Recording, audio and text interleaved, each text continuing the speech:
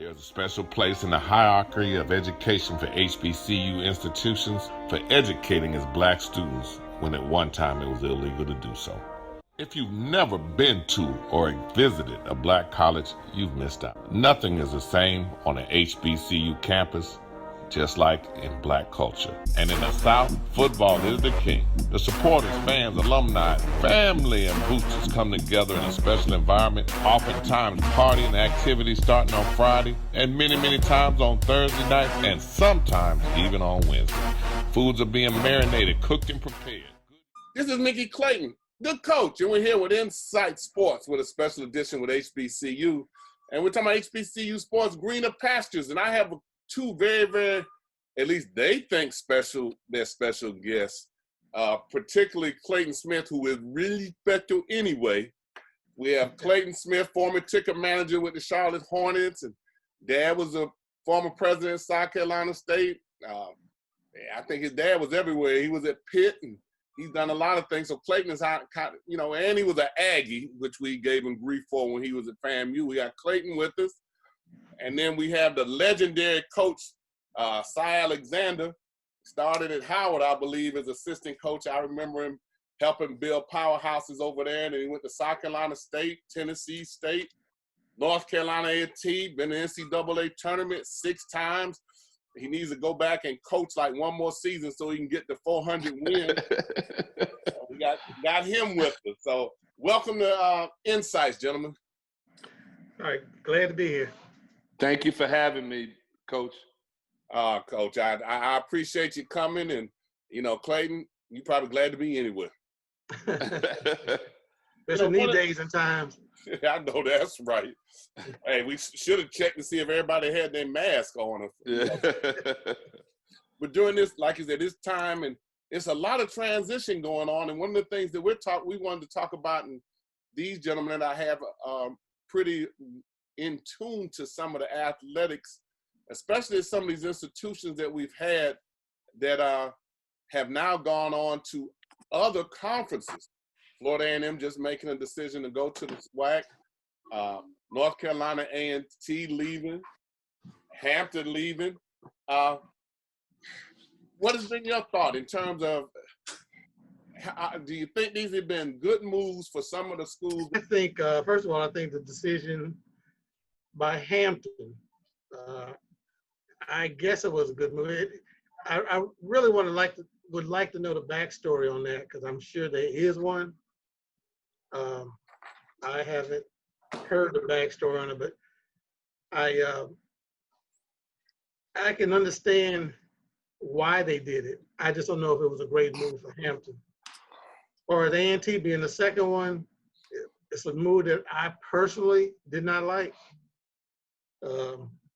My father was one of the founders of the MEAC, and I really didn't agree with it. But also being an Aggie, I am supportive of it since it's been done. They didn't call and ask me anyway. So that being the case. I don't know about that answer, because you kind of covered both bases there. No, I said I didn't like the move. I said I will support it. Right. We really don't have much choice when our schools. No, I don't. I don't. Well, you have people who can just get off the wagon, period. Say, you know what, I'm not going. I know when I believe when A&T left the SiiGHTS way back when in the early 70s, I was in 6th grade. But I do know that a lot of alums at A&T did not support the move, leaving the SiiGHTS and going to the MEAC, and they have not come back. And I can almost understand that with SiiGHTS being almost a legendary conference, and the revenue that got lost going from SiiGHTS, the one of the top 5 basketball tournaments in the country, right? To go to the MEAC, I could see why some of the traditionalists would have problems with that. Yeah, they had some problems with it. But the reason why the MEAC was formed, because the powers in the SiiGHTS at the time, as well as a few of them in the SIAC, they wanted to really concentrate on football, because they really believed that football was the engine that drives the train. Well, one thing a lot of people don't know is that Norfolk State and Florida A&M were also initially contacted, and they did come to a few meetings about the MEAC. Both of them were very interested in doing that. However, from what I understand, Norfolk State's president would not sign off on it. Dick Price was at Norfolk State as the athletic director. He was pushing it. His president wouldn't sign off on it. And Coach Gaither was also on board with it, but I heard that he had gotten some resistance from his president, and then of course with Bethune-Cookman and a few other schools in the SiiGHTS at the time, they didn't want to do it. So they ended up coming in later on, a decade later, but those were the schools that were really. I am. It touches me very personally. The MEAC has been in existence 50 years. This is the 50th anniversary coming up. And I've been involved of those 50 years, 37 of those years I've been a part of the MEAC in some capacity in the basketball world. And actually more than that, actually 40 years if you counted 3 years I've been involved as the broadcaster for the MEAC tournament, the color analyst, along with legendary Charlie Neal. So you're talking about 40 years I've been involved with the MEAC as an assistant coach at Howard University, as a head coach at South Carolina State University, as a head coach at North Carolina A&T State University, and as a broadcaster for the MEAC tournament for 3 years. I've been involved in some of the meetings that the administrators were looking at as it relates to their reasoning, in thinking about leaving the MEAC. And it initially, I think, has to do with, financial. In listening to some of the meetings I was in, and I haven't been in the last year when probably they made some major decisions. But initially, it all always comes down to money, and they wanted to see if they could get a better bang for their buck, so to speak. And they, over the last, I guess, 20 years, A&T has been one of the dominant programs in all sports in the MEAC. And they had a lot of championships in football, had obviously quite a few in basketball. And I was fortunate enough to be one of the coaches to get them to the NCAA tournament. They've had an outstanding track program and their women's basketball program. So they also, there was a feeling also from the administration, I think, and I have the utmost, let me just say this, preface this, I have the utmost respect for Chancellor Harold Martin. In my opinion, he's a visionary. In my opinion is probably biased. He's probably the #1 historically Black college and university chancellor in the country. And one of the issues that is confronting the MEAC, and this is almost to the point that it's right along the same line of what we're seeing all the protests about right now. There is systemic racism in almost every walk of life. You're talking about police injustice, you're talking about human rights injustice. Well, Mickey, having been a Division I college basketball coach, and Clayton, having worked and been in the NBA, historically Black colleges have always had to fight the system to get their piece of the pie, so to speak. And going to Division I was the reason why they initially wanted to do that, the MEAC, 50 years ago. And part of the struggle is because of the systemic racism, you never got the equity as far as exposure. And I've been preaching this same hymn for the last 30 years, that the biggest issue as it relates to the MEAC is is systemic racism and not getting an opportunity for the exposure that they deserve. Mickey Clayton, Fang Mitchell, some of the great coaches in the country, are MEAC coaches, and Don Corbett, guys that really, if had been given the exposure that they deserved, you could be in the same vein as a Mike Krzyzewski or a Roy Williams or a Bobby Knight. So my point I'm trying to make is that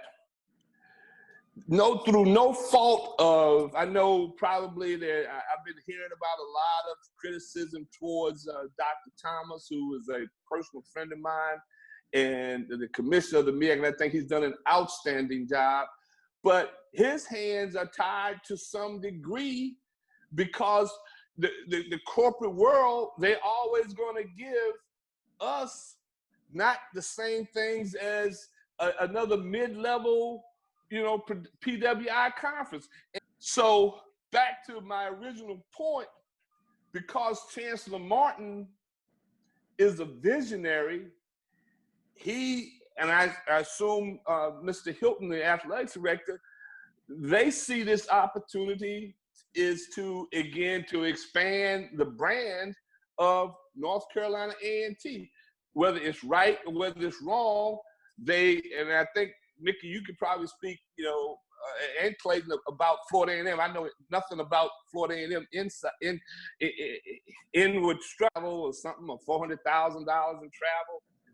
But I know. Coach, yes. Let me ask you something. So what you're saying that basically is more the administration at A&T actually saw the opportunities to where they were going more than anything else was the reason for them making the decision that they made to go to the conference they went to. That and it's a financial. Obviously, you got a bunch of schools that you can travel to within a 5-hour range where you don't have to fly. You can take buses. Well, you actually now, you do have the opportunity to have what we don't have many of, which is kind of turnaround trips, which helps you not only in football and basketball, but the rest of your athletic programs as well, especially with you at A&T. Right. Do you think, and Clayton, you may want to add in on this, do you think it's because of A&T being a charter member of the MEAC that the alumni are so upset about the decision being made? Well, personally, I think that, I think that has a lot to do with it. A lot of the fans at all of our schools have vested interest in what's going on and the history and the tradition. I think that some of the pushback is because of the fact that the Big South Conference is not a historically Black conference. And I believe that is part of the pushback. Now, for what I understand, I did watch the press conference that Dr. Martin had with the Big South in the announcement. And the main thing that was noted was travel, but also I noted the possibility of having extended sponsorship deals. And their brand was another thing that was brought out.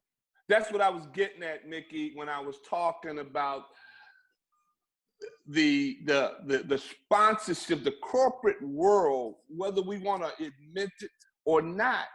We're fighting the same things that they're protesting about. They're protesting, and I'm all for the protests that we're having, but it's systematically across the board. We haven't gotten the corporate sponsorships, not because the MEAC is any less of a conference than the Big South, but it's because we're a historically Black college and university, whether people want to say it or not. Is what we're fighting. And just what Clayton is saying, give you an example. The television package that the MEAC has in basketball is with Flow Hoops. And I do work with Flow Hoops. They're a great group of, great company. But they don't have the cachet as ESPN3.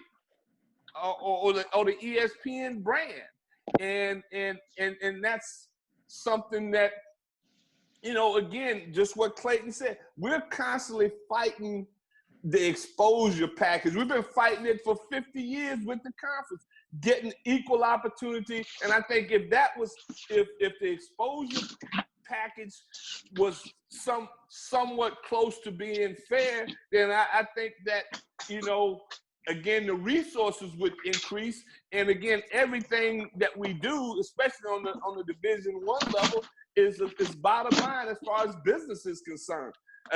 What is the bottom line for your revenue versus your expenses? Okay, so do you think that what you'll have going to the Big South will enhance your sponsorship opportunities? I do because it's the Big South and it's a PWI conference. Some of your conference, some of your corporate sponsors, whether they're going to admit it or not, gonna connect with that Big South brand a little quicker than they're going to connect with the MEAC or the swag brand. I mean, I'm not a racist or anything. I'm just calling a spade, what I've seen over the years. I've, you know, and Mickey, we can talk about some of the things that, you know, I've been involved in as a potential head coach at major universities, but in the end, I didn't get the job. And the reasoning behind that was because I was coming from historically Black college and university. They're talking about LaBelle Moulton right now, the same kind of situations. I was LaBelle Moulton 10 years ago. But Si, that's a whole different discussion there, because the general public does not perceive the Black college coaches at our HBCUs. They don't even count that for us. That's a whole different discussion. Right. Now they'll count it for a minority assistant coach. Right. They'll count that more and give him an interview at a position that you won't no get doubt as the head exactly coach. No. But and that's because you're coming from an HBCU. Exactly. Now, one of the things I have to make a comment on your chancellor, A&T has just, they have just done some very, very positive things institutionally. Right. It was always a nice campus, but now it's a gorgeous campus. It's off the charts. Oh, last time I went on A&T's campus a couple years ago, I was just spellbound with the growth and the academic students that are at A&T. I remember being in some situations with Florida A&M, and one of the reasons this specific company gave money to us was because they identified Florida A&M and North Carolina A&T at the top of the class in graduating engineers and their proficiency in those majors. And A&T's academic credentials are excellent. Without question. Growing. And so it's hard to question the vision of that chancellor. The one thing that I'll ask, as opposed to Florida A&M going to the SWAC, is Hampton and A&T to the leagues they're going to. I don't know if the fans are going to identify and how well they'll attend. I think that people take their fan support sometimes for granted and think just because Florida A&M is playing so-and-so that everybody's going to come because it's Florida A&M. Well, we know for a fact when we decided to go to the MEAC as opposed to the SWAC the first time, that some of those rivalries never developed. And people were the traditional rivals for Florida A&M were the schools in the SWAC, the Grambling, Southern, Texas Southern, Alabama State. Will people follow with the Hampton fans, and welcome Kameel, will the Hampton fans and will the A&T fans follow those games against non-traditional opponents? Let me speak to that quickly, and then Clay, you can take it. But having coached Mickey for 5 years in the Ohio Valley Conference at a historically Black college university, being Tennessee State University, the answer to your question is, even though we were in a conference with a basketball power such as Murray State, such as Austin P, schools of that nature. Eastern Kentucky was a football powerhouse in 1AA back 10 years ago. Our biggest revenue games at Tennessee State were when we played the SWAC schools, Right. Right. Southern, Jackson State, people like that, Alabama A&M. We had our best attended games.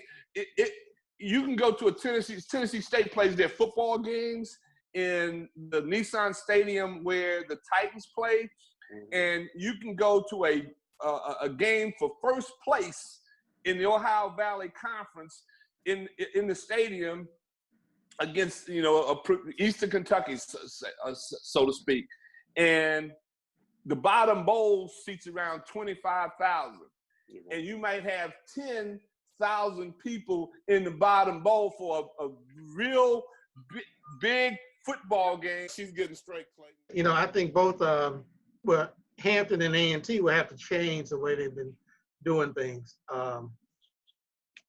One of the things that when I first started working for the Hornets, we were a new franchise in the NBA, but we had no talent really to compete with, the other teams in the league. Out of 82 games, we won 20 games the first year.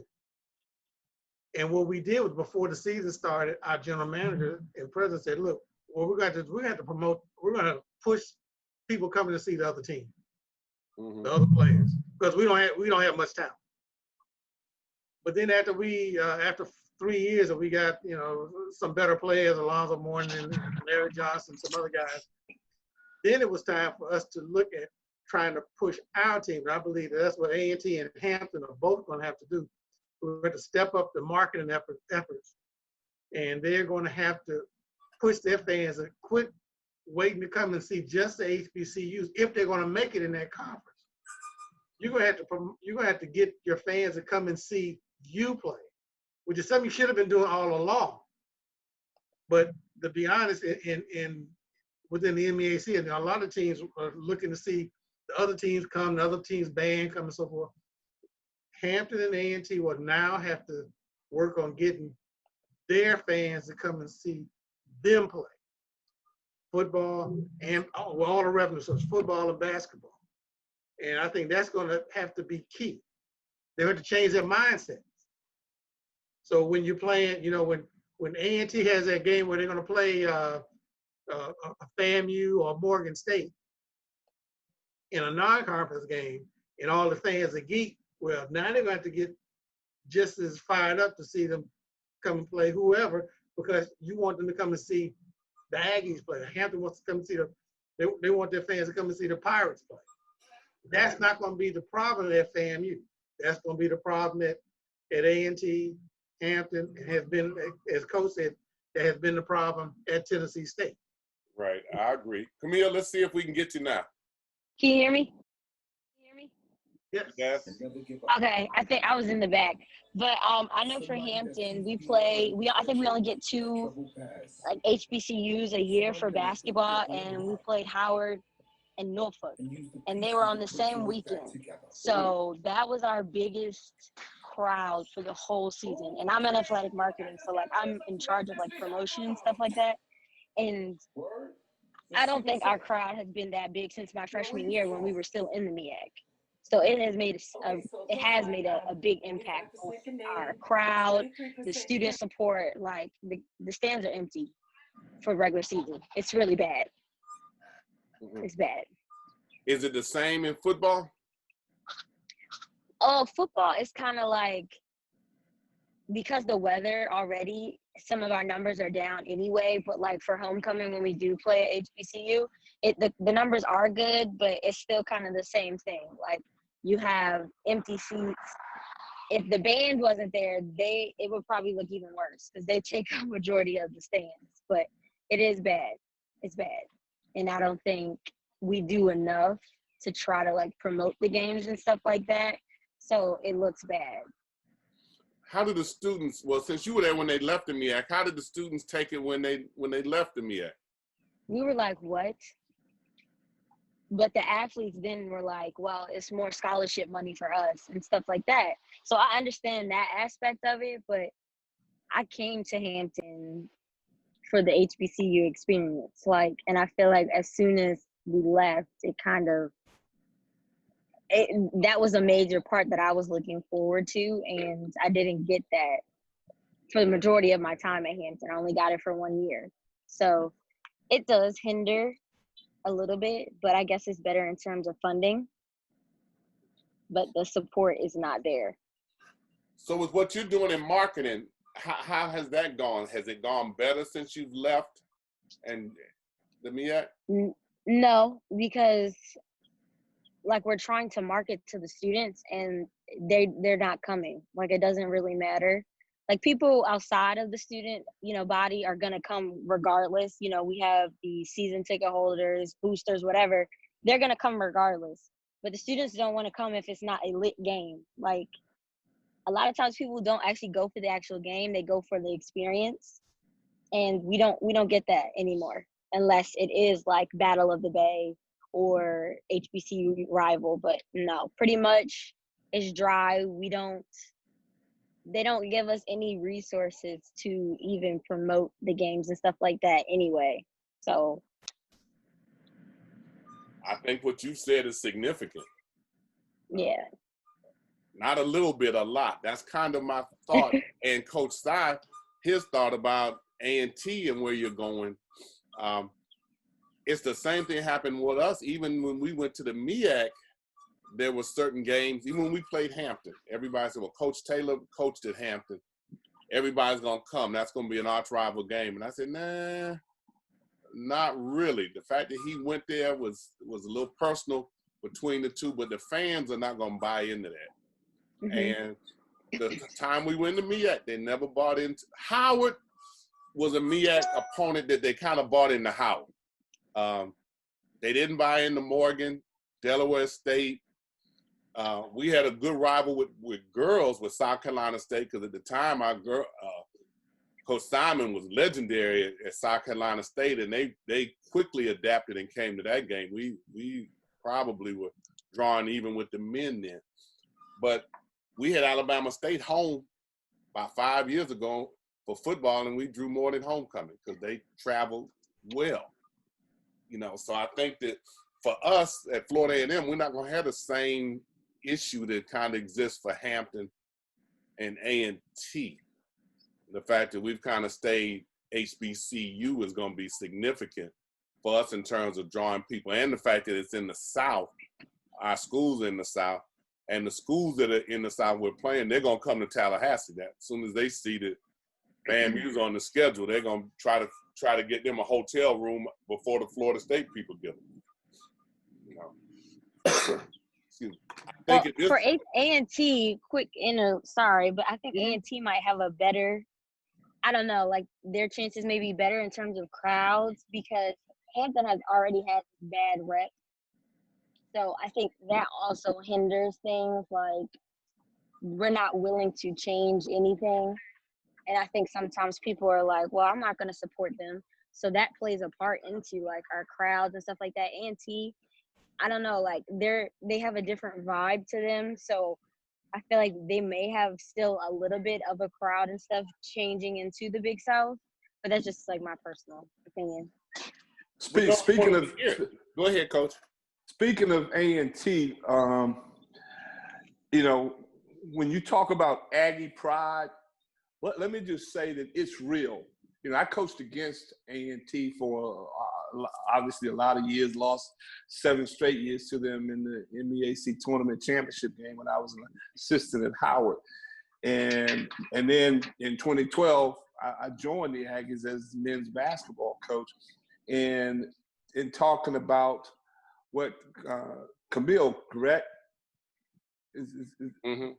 Yeah, talking it's about Kameel, yes. Yeah, and what Kameel is saying, Aggie fans, even though they're probably 50-50 on staying in the MEAC and going to the Big South, it may even be 60-40 staying in the MEAC and going to they still, because of the Aggie pride, and Clayton, can speak to this, and and that they're going to travel in football, and they're going to probably enhance the attendance factor for some of the Big South schools. And I'm sure the Big South realized that when they looked at how well A&T travels, because if you look at the last 3 years of the Celebration Bowl, A&T sold out their ticket allotment, which was maybe 40, 30 25,000 tickets or whatever. So they're going to travel consistently well in football because that's who they are, the Aggie.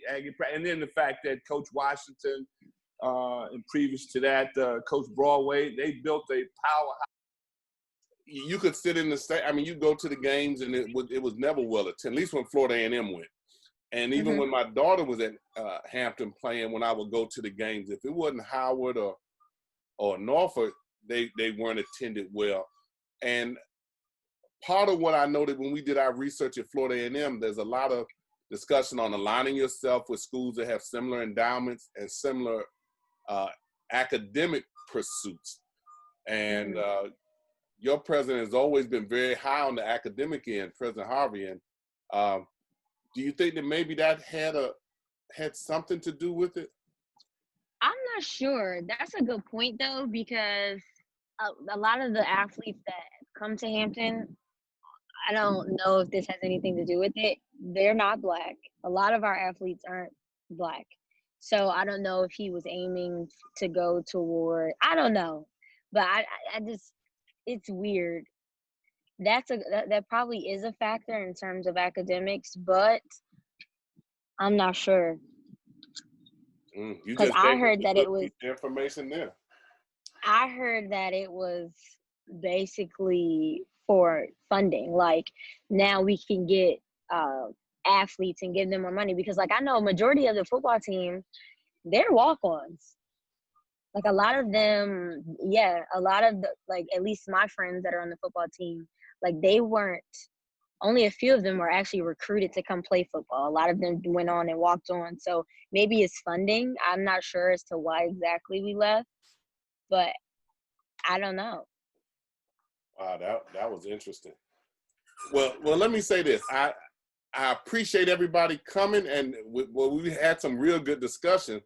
Kameel, you've added to it. Kameel is at Hampton, and her dad was a basketball coach. In fact, he's my assistant coach, and was a really good guy, and he was in the MEAC, worked with Fang for a while at Coppin. And Kameel is also one of the stars of our show, SiiGHTS by INSiiGHTS, where we have different high school and college students pretty much all over the country talking about different things and views that are going on. And is going to be one of our interns with SiiGHTS with INSiiGHTS going into her senior year. And we're really proud of her and her contribution. For those people who say about women and not knowing sports, that would not be true about Kameel. I'd like to thank all of you for being here. And this is Mickey Clayton, the coach, retired. We're going to sign off, and we might have to do this again because there's some topics here that we need to talk about. Thank you, everybody, and we're going to Thank you for having me, Mick. Thank you, Coach, for being on. Thank you. God bless. Thank you. And we're off. Thank you, everybody. Stay up to date with the latest from INSiiGHTS. Visit our website at INSiiGHTS.com. 2 I's in the middle. INSiiGHTS. INSiiGHTS is the copyright of MAC4 Enterprises, a Florida corporation. This broadcast is produced under the exclusive ownership of MAC4 Enterprises and is the intellectual property and trademark of MAC4 Enterprises. Comments of the host and other individual speakers on INSiiGHTS represent the independent thoughts and representation.